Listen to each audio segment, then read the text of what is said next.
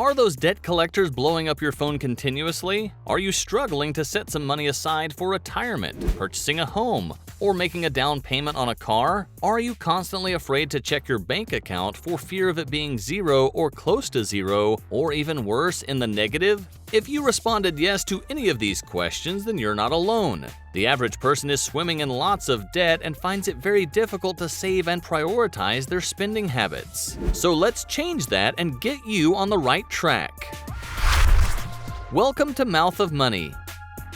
In today's video, we'll be sharing a fantastic rule that'll help you to manage your money better. Now, you've likely heard about this rule before and might even know a thing or two about it. We'll explain what this rule is, what it means, and how to use it so that you can easily hit your financial goals without stressing out. Budgeting doesn't have to be challenging, nor should it eat up hours of your time. In reality, the most profound budgeting strategies are frequently the most basic. The 50-30-20 rule is one of the best ways to manage your spending, your savings, and organizing your money as a whole. It shows you precisely how much money you should put away each month for your living expenses and savings. The rule is pretty simple. Divide your net income into 3 parts based on the name of the rule itself. 50% is for your needs, 30% is for your wants, and 20% goes to your savings. You can budget your money more efficiently by balancing your expenses regularly through these major spending categories. While an online 50-30-20 rule calculator can provide a general overview of your ideal budget, a 50-30-20 rule spreadsheet is the recommended option if you'd like to create a more in-depth budget.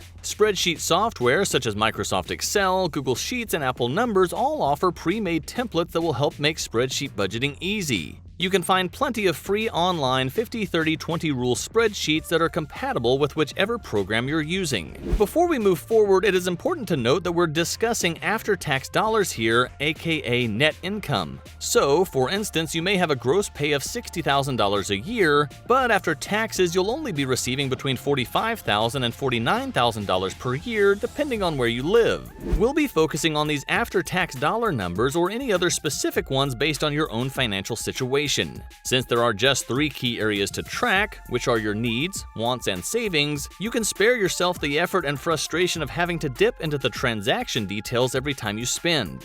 2 people can go on for literally hours of what they think a need is and what a want is, which is understandable considering how difficult it can be for some to differentiate between the two. To put an end to the confusion, let's talk about your needs first, which again should account for 50% of your income. Needs are unavoidable expenses, the things which are largely responsible for your survival. Needs may include food, water, shelter, monthly rent, electricity and gas bills, transportation, insurance, medical, life, auto, pets, etc., and minimum loan repayments. For example, if your monthly after-tax income is $4,000, you should set aside $2,000 for your needs, covering your most necessary costs. This budget may fluctuate from person to person. If you don't already have a budget, now is the chance to make one. You should examine what you spend your pay on each month in this particular area. If you discover that your needs exceed 50% of your income, you may be able to make some modifications to reduce those costs. This might be as easy as switching electric providers or discovering new methods to save money during grocery shopping. It might also indicate more significant life adjustments, such as adopting a frugal lifestyle.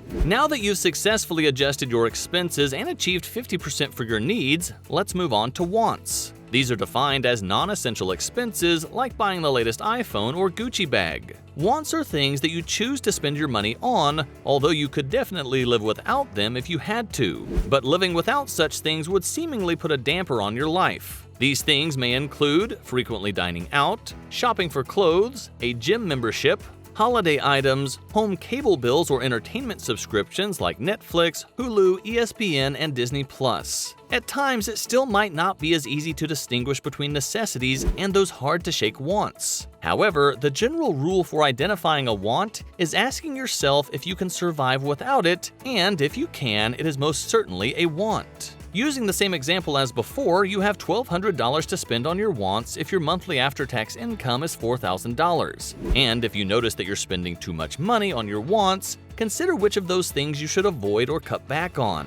Side note, sticking to the 50-30-20 rule does not exclude you from living an enjoyable life. It simply means being more mindful of your finances by identifying the areas of your budget where you're unnecessarily overspending. Now that you've been successful in managing your budget according to the 50% of your needs and 30% of your wants, congrats! Dump the 20% of what's left into your savings. This category can encompass a wide range of things. If you're in debt, you should allocate the 20% to chopping away at the tree in the form of outstanding debts. And the only debt that should be classified as such is one that exceeds the minimum needed payment. So, making extra credit card payments or extra mortgage payments should go into this category if you want to pay off your debts faster. The minimal debts payment should go unquestionably towards the needs category. The logic behind this is that the minimum needed costs are mandatory, and failing to make them would negatively impact your credit rating, which could make your cost of living hard to maneuver around. Consistently putting aside 20% of your monthly payments can help you establish a healthier long-term saving strategy,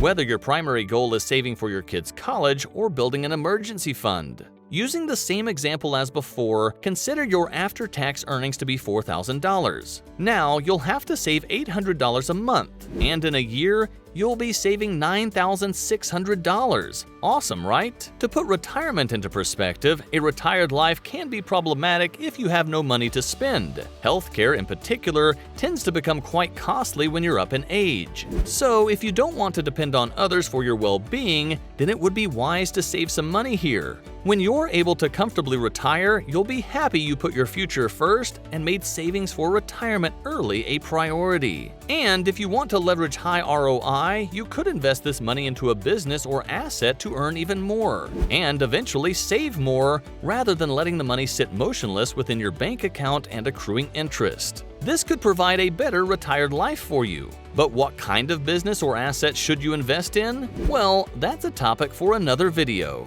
Catch you next time.